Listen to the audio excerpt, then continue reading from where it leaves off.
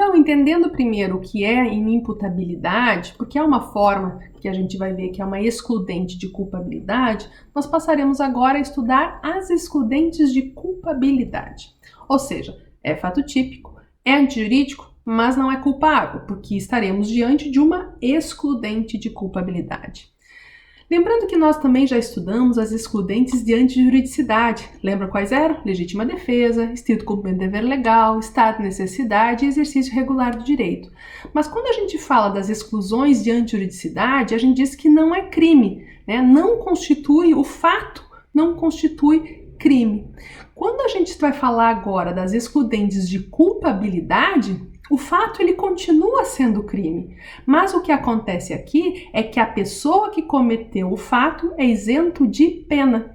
Então as excludentes de antijuridicidades retratam-se ao fato. O fato não é criminoso. Agora as excludentes de culpabilidade, o fato ele não é punível, o autor não é punível, porque o fato continua sendo, né, uma conduta ilícita, mas o autor não será punível, é isento de pena, certo? Então, sabendo primeiro essa diferença das excludentes de antijuridicidade e de culpabilidade, nós vamos nos ater nas causas de exclusão de culpabilidade. O que são causas excludentes de culpabilidade e quais são elas? Elas estão pautadas, como nós falamos na aula passada, na potencial consciência de ilicitude, na inexigibilidade de conduta diversa e na inimputabilidade. Então, nós vamos encontrar as causas de exclusão de culpabilidade: o erro de proibição inevitável, a coação moral irresistível, a obediência hierárquica, a inimputabilidade por doença mental, desenvolvimento mental incompleto ou retardado, e ainda nós vamos encontrar a inimputabilidade por embriaguez completa proveniente de caso fortuito ou força maior. Nós vamos estudar cada uma delas. Bora lá! A primeira forma excludente de culpabilidade que nós vimos, né, que na verdade estamos sobre uma excludente que trata-se sobre potencial consciência de ilicitude, ela trata do erro de proibição. Esse erro de proibição ele tem que ser inevitável. Ele está previsto lá no artigo 21 do nosso Código Penal, no caput. Diz o seguinte, o artigo 21. O desconhecimento da lei é inexcusável. Ou seja, dizer que desconhece a lei não é desculpa. Tem culpabilidade. No entanto, o erro sobre a ilicitude do fato, se inevitável, isenta de pena. E se evitável, tem uma diminuição de 1/6 a 1/3 dessa pena. Então aqui, para ser uma excludente de culpabilidade, tem que ser um erro de proibição inevitável. O que é um erro de proibição? O autor não tem a possibilidade de saber que o fato por ele praticado é proibido. Ele, em função das suas condições, das suas características, não tem como saber. É diferente de você argumentar que não sabia que era crime, por isso que você deve ser excusável. Não, porque não exclui de responsabilidade o desconhecimento da lei. Agora, se você não tinha como saber que aquela conduta era ilícita, o fato ilícito realmente daquela conduta, isso nós podemos ter estamos diante de um erro de proibição. Quando a gente fala de erro de proibição, a gente diz que se faz um juízo equivocado.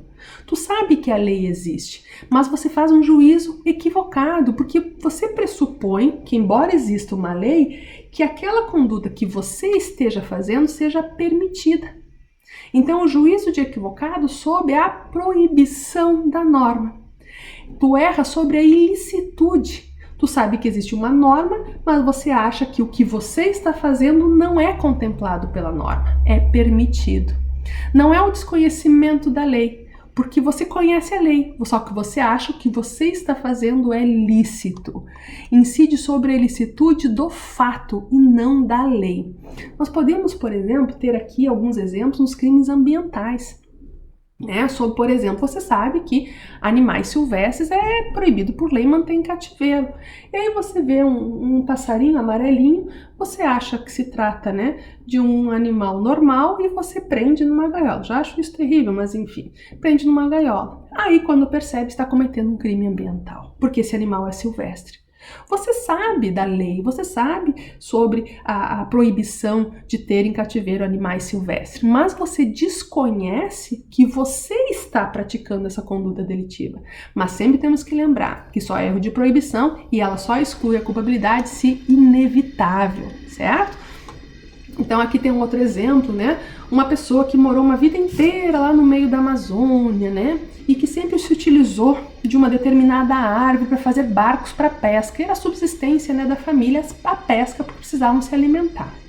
Aí você cai de paraquedas em Florianópolis, chega lá na Praça 15, olha aquela figueira e pensa, meu Deus, que barcão, né? Eu vou pescar muito. Vai lá e corta a figueira. Crime ambiental, dos mais severos. Aí você diz o seguinte, você cometeu um crime. Vai dizer, não, eu não cometi crime, eu só cortei uma árvore para fazer um barco. Mas você não pode. Diz, mas como eu não posso? Eu preciso pescar para sobreviver. Não, você não pode. Então, a ilicitude, a proibitividade, o ilícito é que não é compreendido. Você está errado, você se equivoca no ilícito. Muito embora você saiba que crimes ambientais existam. Certo? Então, hoje em dia é cada vez mais difícil, obviamente, em função da proporção que se tomou o meio de comunicação, mas ainda podemos ter essa possibilidade de erro de proibição inevitável, e ela exclui, de fato, a culpabilidade, certo? Lembrando que, se é inevitável ou excusável, não tinha conhecimento de ilícito, não tinha como saber. Exclui dó, exclui a culpa, exclui o crime, certo? Agora, se é evitável, nós vamos ter apenas uma diminuição dessa norma. Vamos ter só uma diminuição, né, da pena referente a essa norma, certo? Bora lá.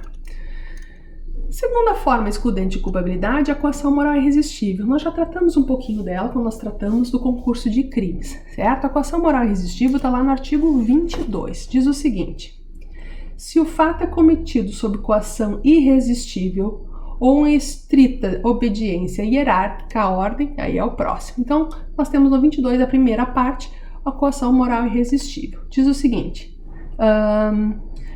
só é punível o autor da coação ou da ordem. Então, vamos pensar e lembrar aquele nosso exemplo do gerente do banco, né, do nosso concurso de pessoas, onde vão lá assaltantes, ameaçam a família do gerente do banco para que ele venha pegar o dinheiro, né, lá do banco, certo?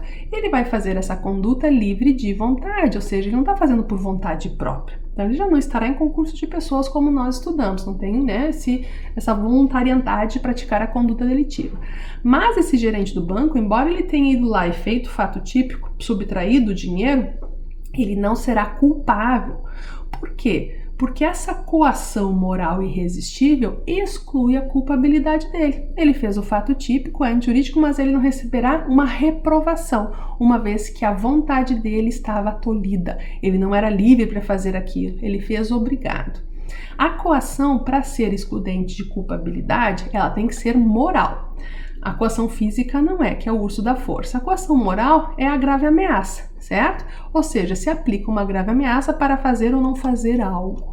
Então, quando a gente fala da coação física, aí exclui a ação propriamente dita, porque se a física não é tu nem que está fazendo a ação, é outra pessoa, né? Agora, quando a gente fala de coação moral, essa tem que ser irresistível, ou seja, não tem como resistir, não tem como você ter outra atitude, e essa sim vai excluir a culpabilidade do agente.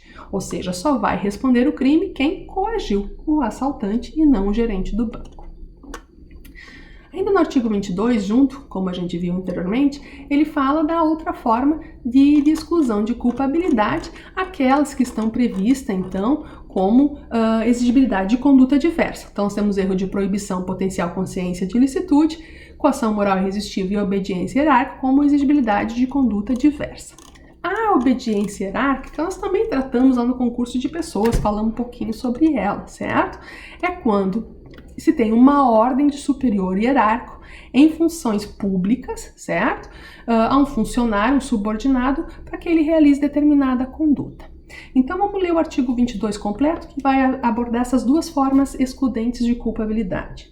Se o fato criminoso é cometido sob coação moral irresistível ou em estrita obediência a uma ordem, não manifestamente legal, de superior hierárquico, é punível o autor da coação ou da ordem.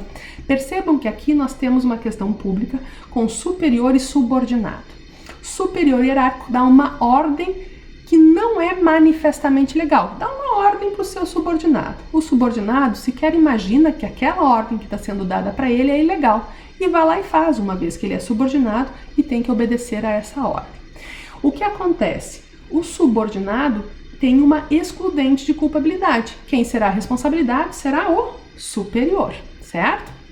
Agora, se essa ordem for manifestamente legal, se o superior hierárquico diz mate a outra pessoa, é manifestamente legal. E se ele vier fazer, não há uma exclusão de culpabilidade, eles estarão em concurso de pessoas.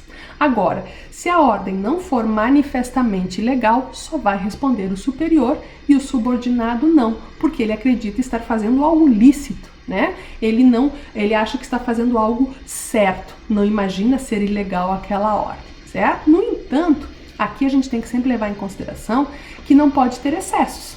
O superior deu uma ordem, né, e o subordinado ele se excede, né, nessa conduta. O excesso é punível, então não pode haver excesso. Ele vai ter uma excludente de culpabilidade, mas pode vir a responder pelo excesso se esse excesso vir a acontecer.